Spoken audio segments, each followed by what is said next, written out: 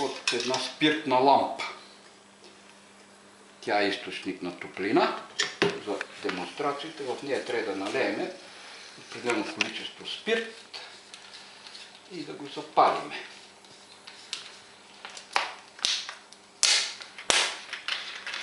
Преди правят тия капачки, дето трябва да натиснеш.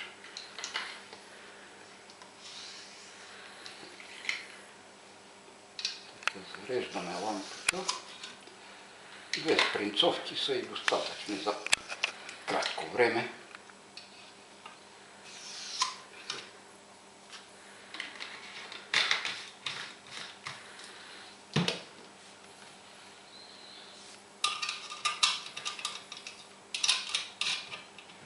Така малко ще я разклата, за да се намократ фитилите.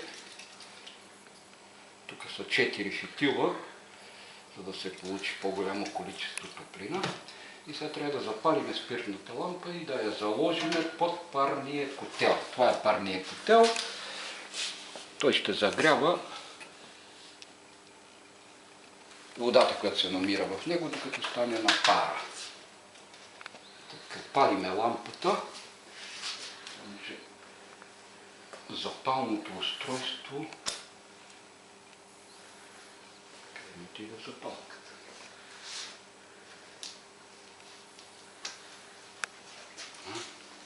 Виждаш ли някакъв?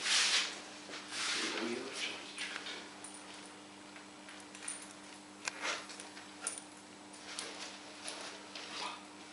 Нема и тук.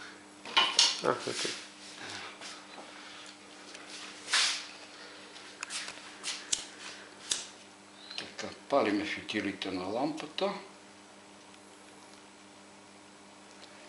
Така.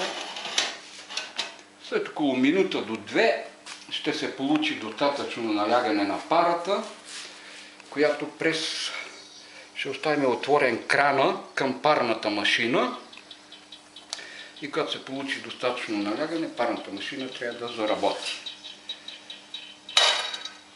За пускане на турбината трябва да затворим крана на парната машина, да отворим другия, който е към турбината. Ако всичко е наред, машината трябва да заработи, след като получи достатъчно налягане.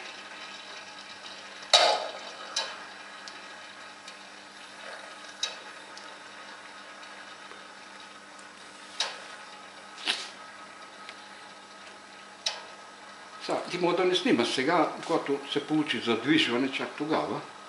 То може би ще всеки момент. Тя набира сега, нали, не може толкова бързо да загрее водата, да стане на пара, макар че количеството е малко.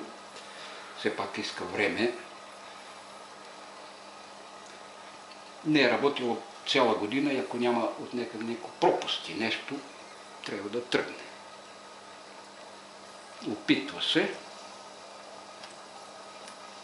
Опитва се и вече тръгва.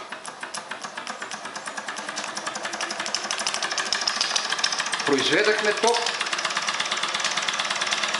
Генератора произведе и лампата свети.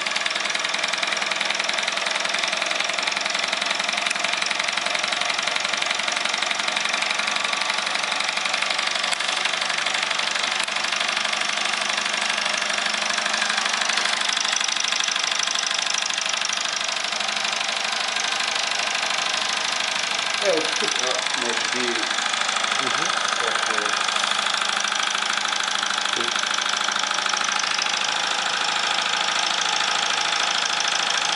турбината, може да я пустим. Така. Сега ще пуснем турбината, трябва да спреме парната машина, пускаме турбината. За да я виждаме, обаче трябва да отворим капака на турбината, за да се вижда въртенето на ротора.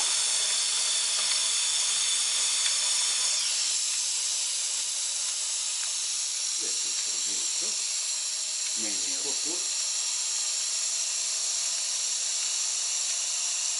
И върти другия генератор сега, на който лампата липсва. В момента не може да видим произвеждането на ток, тъй като няма лампичка.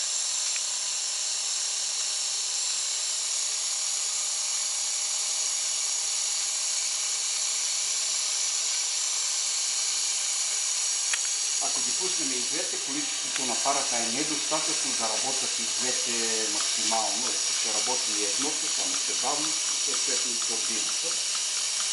Количеството на парата е недостатъчно, трябва да се елиминира едно от двете.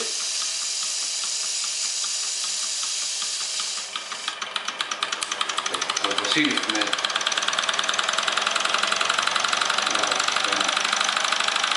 парната машина, а турбината да се спря.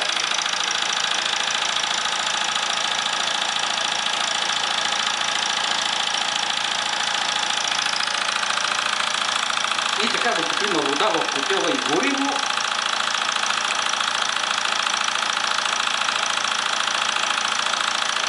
има предпазителен клапан на парния котел, ако налягането се повиши повече от допустимото, клапанът ще отвори, за да не стане пръскване на котела.